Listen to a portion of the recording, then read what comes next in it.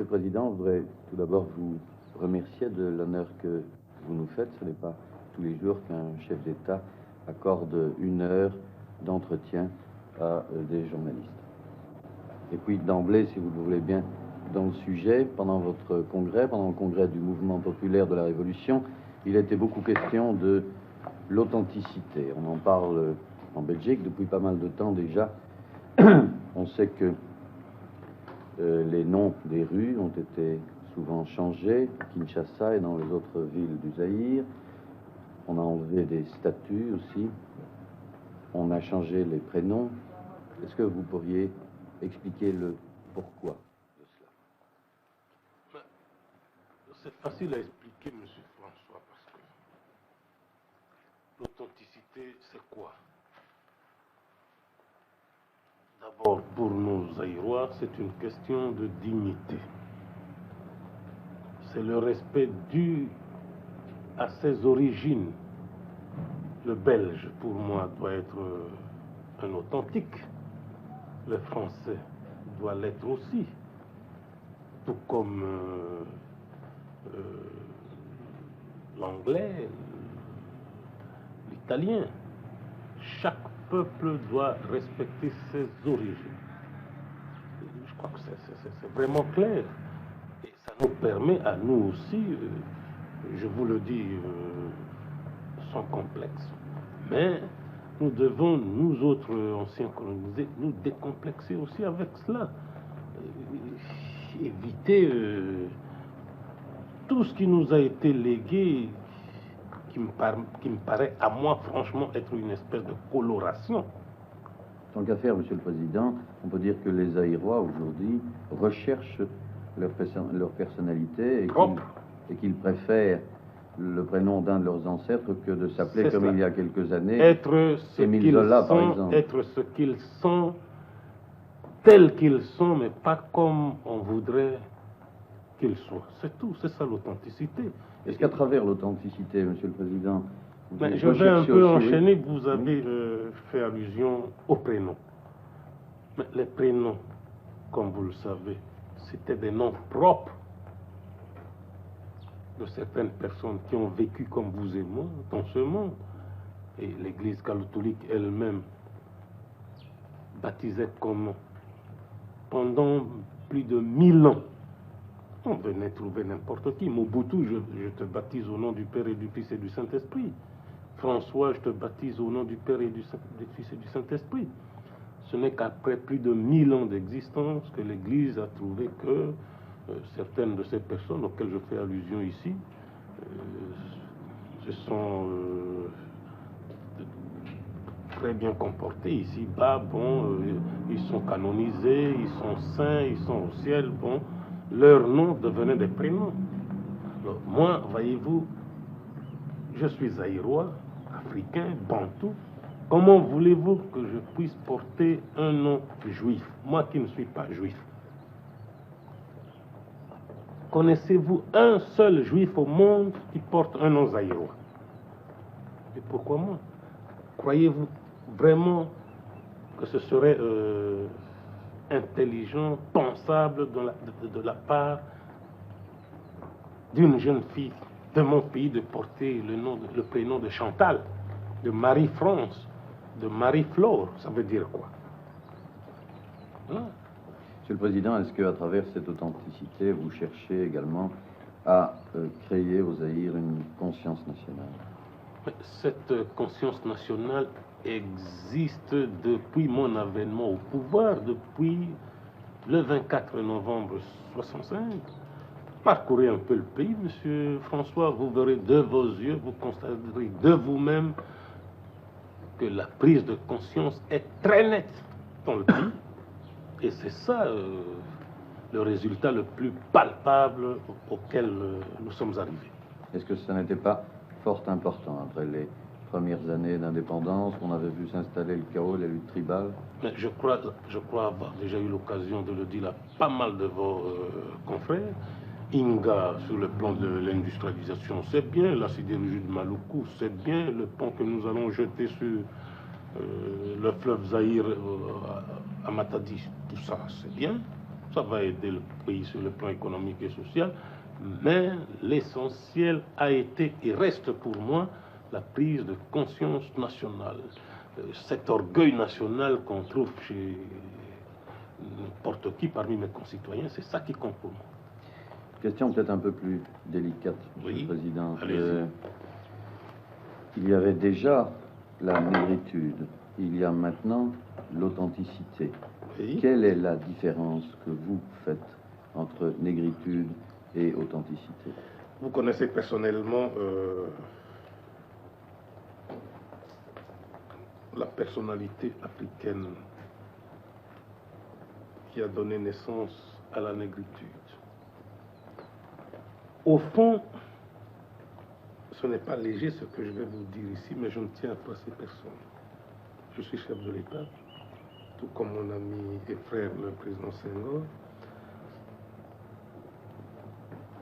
Et ici, il faut qu'on se réfère un peu à mon discours à l'ouverture du congrès du parti, du MPR. J'ai commencé par dire textuellement ceci, que l'authenticité n'est pas une affaire typiquement zaïroise ni africaine. Elle était universelle. Et ici, dès la première question, vous avez abordé ce problème d'authenticité. Je vous ai dit que le Belge devait, lui, aussi être un authentique, comme le Français, l'Italien, le Canadien. Alors, vous voyez, la négritude vise le mot nègre, donc un groupe bien donné. Et limité à un groupe racial. Voilà. Et pendant ce temps, les choses étant ce qu'elles sont, l'Afrique n'est pas habitée seulement par des nègres. Prenez nos amis et frères nord-africains, ce sont des Africains. Ils sont là où ils sont. Comment voulez-vous, dans le contexte actuel, parler de la négritude? Défendre les seuls nègres, défendre l'art nègre, c'est dépassé, c'est mon opinion. Mais l'authenticité,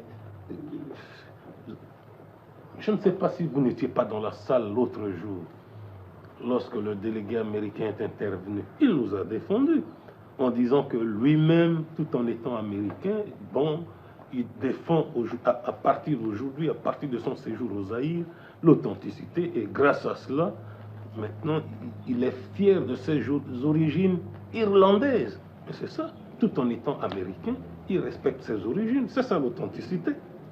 On a écrit parfois en Belgique, Monsieur le Président, ces derniers mois, que, entre guillemets, vous aviez inventé l'authenticité pour camoufler aux yeux de la population une situation économique difficile. Je crois, mon cher François, vous avoir dit cela. Connaissez-vous un seul pays au monde qui n'a pas de difficulté économique, qui n'a pas de difficulté d'ordre financier, qui n'a pas de difficulté d'ordre social? Ça n'existe pas au monde. Prenez le cas du Zaïre. On a même tort en Belgique de se frotter le main lorsqu'il y a des difficultés ici. Mais l'authenticité n'a rien à voir avec les difficultés financières. Ces difficultés financières auxquelles on fait allusion. Mais ça touche tout le monde depuis la crise du dollar. Ça, vous le savez, je n'invente rien. Et puis, en Belgique, il suffit simplement qu'on ouvre les pages financières et boursières de chaque journal, qu'on dise « Ah, le cuivre baisse », et dit « Bon, ça y est, on va voir avec Mobutu, on s'en réjouit ». Je ne sais pas pourquoi et pour quelle raison. Mobutu n'est pas le seul producteur de cuivre au monde. Le Chili produit le cuivre, le Pérou, le Canada, les États-Unis, la Zambie, pas mal d'autres pays. Mais en Belgique, on ne voit que le métal rouge lorsqu'on veut parler de Mobutu ou de ses difficultés. Mais l'authenticité existe. Je la prêche depuis le commencement, depuis le 20 mai 1967, date où a été créé le mouvement populaire de la Révolution. Alors même que les cours du cuivre étaient encore très élevés. le cours de cuivre en cette année avait atteint même, si j'ai bonne mémoire, 90 000 francs belges la tonne. Alors, à ce moment-là, je fais ici allusion à la création du MPE, nous avons lancé le fameux slogan qui est devenu notre doctrine de base, le fondement de base, le principe de base du MPE. Ni à gauche, ni à droite, mais le nationalisme, à l'époque nous disions congolais authentique, aujourd'hui le nationalisme zaïrois authentique, nous le disons depuis 5 ans. Ce n'est pas une nouvelle invention. Lorsqu'on dit nationalisme zaïrois authentique et lorsqu'on dit authenticité, où est la différence? Monsieur le Président, à propos de vos difficultés économiques, vous avez, dans le discours que vous avez prononcé au Congrès, vous avez parlé de certaines mesures que vous comptiez prendre, notamment en ce qui concerne ce que vous avez appelé les intermédiaires inutiles, les agents d'importation ou d'exportation qui se trouvent dans certains pays et qui rentrent ou sortent d'ici des marchandises qui proviennent d'autres pays que le leur. Oui. Je suppose que vous visiez certains intermédiaires belges. Est-ce que vous pourriez vous expliquer sur ce point? Ce serait une erreur de votre part, M. François, de croire un seul instant que par cette décision, on vise ici au Zaïre les seuls Belges. Nous sommes, ce n'est pas mon genre ni mon caractère de vous voyez, je dis toujours ce que je pense. Il faut par cette mesure comprendre tout simplement ceci. Tout ce qui est produit en Belgique doit être vendu au Zaïre par les Belges. Tout ce qui est produit en Allemagne doit être vendu aux Zaïrois par les Allemands eux-mêmes, sans intermédiaire. C'est-à-dire, vous connaissez la géométrie, je ne vous apprends rien. La ligne droite, c'est toujours le chemin le plus court. Lorsqu'on veut nous vendre la voiture Mercedes, comment voulez-vous que cette voiture puisse encore transiter par la Belgique? Trouver un bureau de commerce en Belgique qui fait l'intermédiaire, qui multiplie le nombre de papiers, c'est inutile. Lorsque nous voulons acheter des produits américains, comment voulez-vous que les amis belges, français ou anglais s'interposent? Nous ne voulons plus de ça. Chez vous en Belgique, les Mercedes vous sont vendus par les Belges. Les VW par les Belges. Tous les véhicules américains par les Belges. Les produits français par les Belges. Et ça facilite la vie économique et sociale d'un pays. Mais ici, nous sommes un pays jeune, ça nous complique l'existence. Et en plus de ça, si nous ne faisons pas attention, on en profite pour se moquer de nous. Ah, la vie est chère, le whisky coûte cher, tout ça. C'est ça. Le whisky coûte cher, ce n'est pas à cause de Mobutu, à cause des intermédiaires. Lorsque nous les supprimons demain, ça va baisser.